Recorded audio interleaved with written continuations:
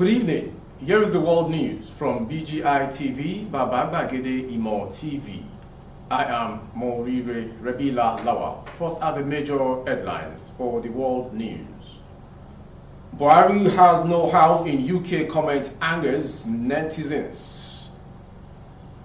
Don't believe terrorists have been defeated, Air Force Chief warns. In Anambra, Nigeria may disintegrate if IPOB leader isn't released. Xmas, get ready for high foodstuffs prices, dealers tell consumers in Anambra. Police confirm 2 dead, horses, donkeys burned as farmers' herders clash. Lady will jump into lagoon, DSS staff member. A silent abduct BEDC driver in Ondo State, the man 10 million naira. 25-year-old stones father to death in Plateau. And to foreign story, U.S. court sentences man for plotting with ISIS to bomb Nigerian church. And the last story, which is sports, CAF Women Champions League, Biafra Queens will fight hard for 3rd place, Okara. Now the news in detail. Some Nigerians netizens have taken to social media to express their anger over the comments made by the President, Major General Muhammadu Buhari, retired, in which he denied having a house in the United Kingdom. Buhari had revealed while responding to a question in a 25-second Twitter video posted by a special assistant on digital media, Tolu Ogunlesi, on Thursday that he told King Charles III that he had no house in the United Kingdom during his visit to the monarch. The president had said, when the King Charles III asked him whether I have a house here in UK, I said no, even in Nigeria. The ones I have are those ones I built before I got into government. I am not very much interested in having assets all over the place. I feel fear for when I have nothing. However, young Nigerians took to various social media platforms to further reply given by Buhari to the British monarch, noting that the question was pregnant with meanings, describing the president's answer as miserably pathetic. Others mocked Buhari's anti-corruption fight and accused him and his family of having turned a UK hospital into a second home at the neglect of country's health facilities. N10M Precious wrote, his questions means, don't you have a place to stay in your country? Every minute you are here in place, even when your country is going through a lot, you are there. Another commenter, Oje, stated, pedestrian business, the king was mocking him perhaps, yet he sounds condescending into himself. The English people have a penchant to speak figuratively and may ridicule you if you can be suffered gladly. Utterly laudable and pathetically miserable. Darkball wrote, we know your wife or children or your in-laws definitely have houses in the UK, both through proceeds of stolen funds. You are an enabler of corruption, always hiding behind one finger. And to the next story, the Chief of Air Staff, Air Marshal Oladayo Amao, has urged Nigerian Air Force operational commanders to remain resolute and sustain the current onslaught against insurgents and other criminals in the country. This is contained in a statement by the NAV spokesman, Air Commodore Edward Gabwat, on Thursday in Abuja. Mr. Amao gave the advice in Katsina at a meeting with the operational commanders operating in the northeast and northwest. The meeting reviewed the progress made so far in various operations and strategies to ensure an expeditious conclusion of the current scourge of insecurity in the country.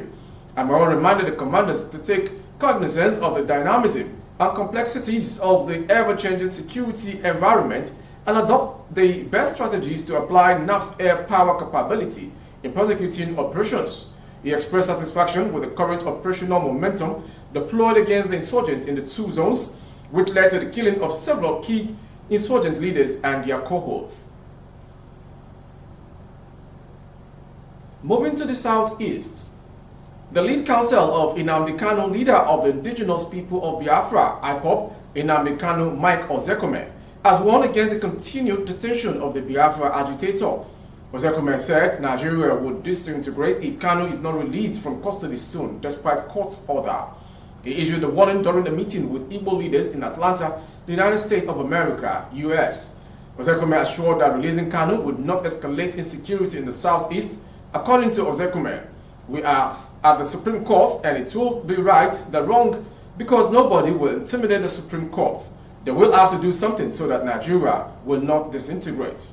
I have told the court that releasing Kanu will not break the southeast or bring unrest in the zone. Rather, that is what will calm southeast. The Nigerian government has refused to release the agitator despite a court ruling ordering his release. Kanu had been incarcerated since June 2021 when he was arrested in Kenya and repatriated to Nigeria. Moving on to another part in the east. With this year's Christmas shopping fast approaching, dealers in foodstuffs and supply goods to Anambra State have determined to stop further supply of food items following alleged imposition of heavy taxes by government. Traders at Awka main markets as well protested in the position, alleging that the stores were being used to rip off money under the guise of taxes and levies for government. This development has created fears and tension among consumers in the area, who assumed that the heavy tax and stoppage of supplies would lead to high cost of food items during the Yuletide seasons next month. Some touts came to the market and stopped our suppliers from the north from unloading their goods unless they paid the sum of 30,000 naira per truck as against the payment of 8,000 naira that we used to pay before. They also insisted that we pay 20,000 naira for trucks with 6 tires as against 5,000 naira, and the sum of 6,000 naira for the Sun trucks as against 500 naira per truck. After the unloading the goods, smaller trucks are being forced to pay 3,000 naira as against 300 naira before the goods will be allowed to leave the market, said Chairman of Eke Awka Food Dealers Association, Mr. Chukwuemeka Onyemechi, during the protest. He further lamented that as a result of the imposition of heavy taxes, the food suppliers had resolved not to supply those goods to Anambra State, saying that everybody knew the grave implications this Christmas season. The market leader expressed fears that there would be a high increase in the cost of food items. Moving to the next story in Jigawa State. The Jigawa State Police Commissioner Effium Emmanuel Ekot confirmed the death of 2 people in a bloody clash between Fulani herders and farmers at Chukuma and Gunka villages of Suletenkakara and their own local government areas of the state.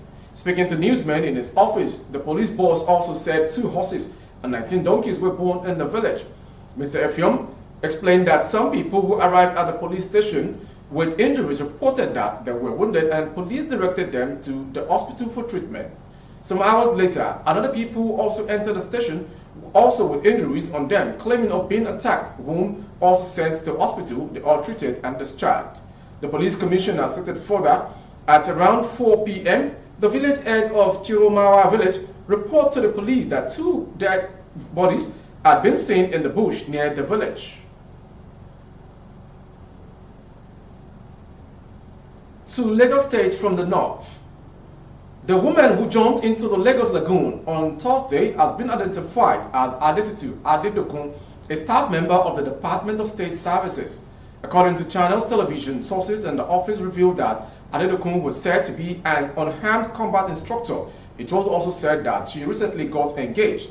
Meanwhile, the permanent secretary of the Lagos State Emergency Management Agency, Dr. Olufemi Oke of Sonyi Tolu, in a statement on Thursday said the driver of the taxi claimed she was having a heated conversation with her fiancé before alighting from the car and jumping into the lagoon. Oke Osonitolu, in a fresh confirmation on Friday, claimed that the search and rescue team was still underwater trying to locate the body. Adedokun, who is in her late 30s, was also said to have received a letter of commendation from the Director General of DSS as the best unarmed combat operative in her set a few months ago. To the next story on world news from Ondo State. Abductors of Mr. Sheung Emmanuel, a driver at the Benin Electricity Distribution Company, BEDC, have demanded 10 million naira. Emmanuel was abducted on Tuesday on Owo Ifon Road in Ondo State while on an assignment to Akure with the company's manager in Ondo State. Police spokesperson in Ondo State, SP Fumilayo Odunlami, confirmed the abduction and said the anti-kidnap unit of the police in the state have swung into action and will ensure Emmanuel's rescue. We are working on the matter. Our men at the anti-kidnap unit are working towards rescuing the victim, she said. An eyewitnesses who requested anonymity said the duo ran into the gunmen who barricaded the road just before Elegbeka town on the E4 road and shot at their BEDC branded van. The shooting caused the driver to lose control of the vehicle as the van's tire was hit and the vehicle somersaulted into the bush. And to the next story from Plateau State. The Plateau State Police Command on Friday confirmed the arrest of a 25-year-old man, Bernard Dandami, for stoning his father to the Ilmango local government area of the state. The Commissioner of Police in the state, Onyeka Batlomi, made the confirmation while briefing journalists on the activities of the command at its headquarters in Jos on Friday. An investigation is ongoing on the matter. Moving to the foreign story. A federal court in the United States sentenced Mustafa Musab Alom in a state to 208 months in prison, 17 years and 3 months, for conspiring with an international terrorist organization, the Islamic State of Iraq and Al-Sham, ISIS, to bomb a Nigerian church in Bisport, US. According to a press statement signed by Assistant Attorney General Matthew G. Olson of the DOJ National Security Division on Wednesday, prison sentence would be followed by a lifetime of supervised release. The 24-year-old pleaded guilty in the Western District on September 16, 2021 to one count of attempting to offer material support to ISIS in connection with his plan to attack the said church. The defendant planned to bomb a Pittsburgh church and risk death or injury to residents in the area in the name of ISIS, was thwarted by the extraordinary work of Pittsburgh Joint Terrorism Task Force, said U.S. Attorney Cindy K. Chong for the Western District of Pennsylvania. Our office will continue to hold accountable individuals who threaten the safety of our communities and commuters. And to the last story coming from sports. Bayelsa Queens head coach Domo Okara says his side will look to claim third position at the 2022 CAF Women's Champions League.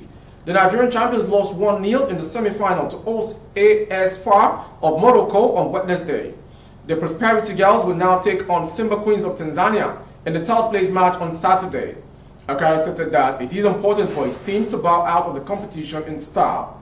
My girls tried their best, but it wasn't good enough. But we will come back and fight better next time. We will go out and play. We have lost. There is nothing we can do, Okara told CAF Online. That ends the world news from DGI TV this hour. Before we go, some major headlines. Buhari has no house in UK, comments Anders netizens. Don't believe terrorists have been defeated, Air Force Chief warns. As regards Nnamdi, Nigeria may disintegrate if IPOB leader isn't released, Ozekome.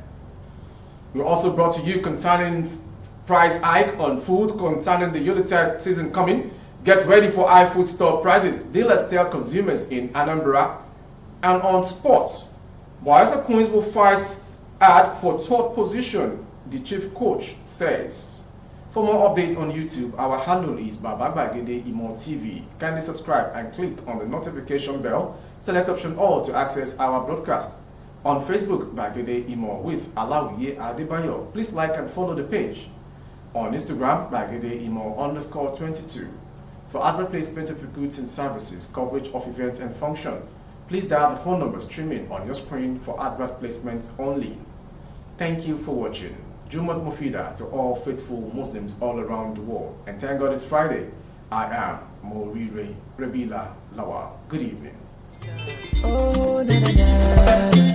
If you want to know what's going on in city, or you want to listen to the latest news and gist, no stress, oh, just tune to BGI TV. BGI TV, you're one in a million.